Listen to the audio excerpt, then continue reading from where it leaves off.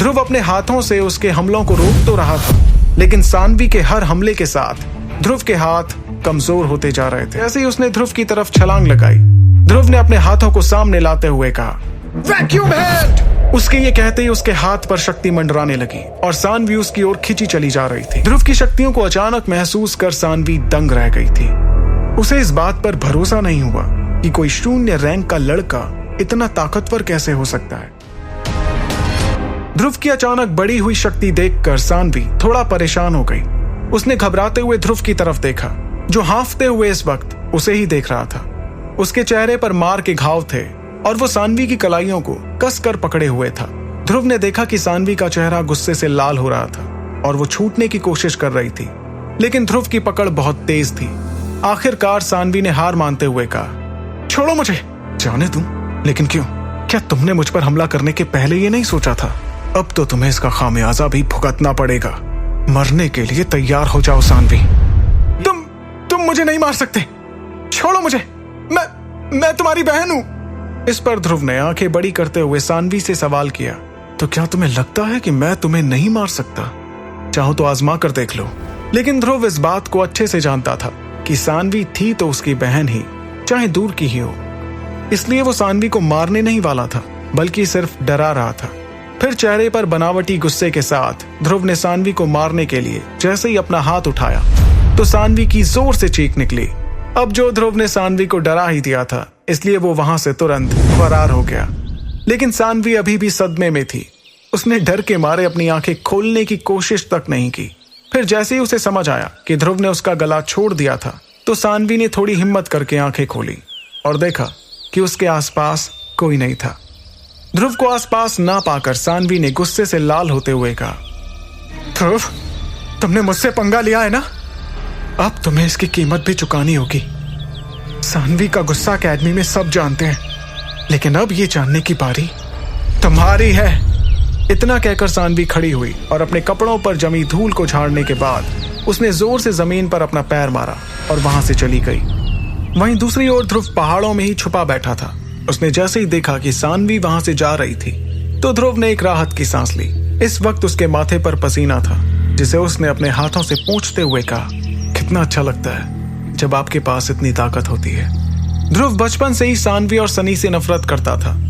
ना जाने उन्हें देखकर क्यों ध्रुव का खून खौलने लगता था। तभी अचानक मुस्कुराते हुए उसने एक गहरी सांस लेकर खुद को शांत किया और महल वापस जाने के लिए अपने कदम बढ़ाए। ध्रुव जैसे ही जंगल से बाहर निकलने वाला था, उसे अचानक एक पेड़ के पास इरा दिखी।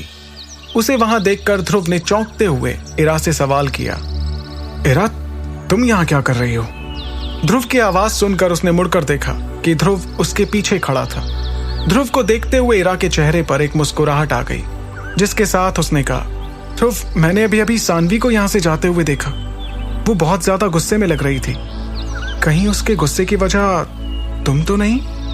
ये सुनकर ध्रुव ने मुस्कुराते हुए इरा से कहा, वो तो हमेशा ही मेरी वजह से नाराज रहती है, लेकिन पता नहीं आज क्यों नाराज होगी। ये भी तो हो सकता है कि वो सनी को लेकर परेशान हो रही हो। ध्रुव की मुस्कुराहट देखकर इरा समझ गई कि उसका शक बिल्कुल सही था। उसने ध्रुव की बात का जवाब देते हुए कहा, मैंने देखा है कि तुम अक्सर सानवी को देखकर बौखला जाते हो। कहीं तुमने उसे जान से मारने की कोशिश तो नहीं की?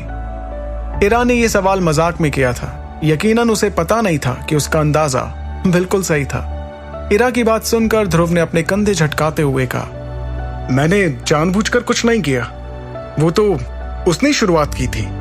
ध्रुव का जवाब सुनते ही इरा को हंसी आ गई। सच तो ये था कि इरा भी सानवी को बिल्कुल पसंद नहीं करती थी। तभी मुस्कुराते हुए उसे अचानक कुछ याद आया और इरा ने ध्रुव से कहा, अरे हाँ, मैं तो तुम्हें बताना ही भूल गई। कल शक्ति भवन में हमें अपनी मूल शक्तियों के बारे में जानने को मिलेगा और जाहिर सी बात है तुम भी चलोगे, है ना?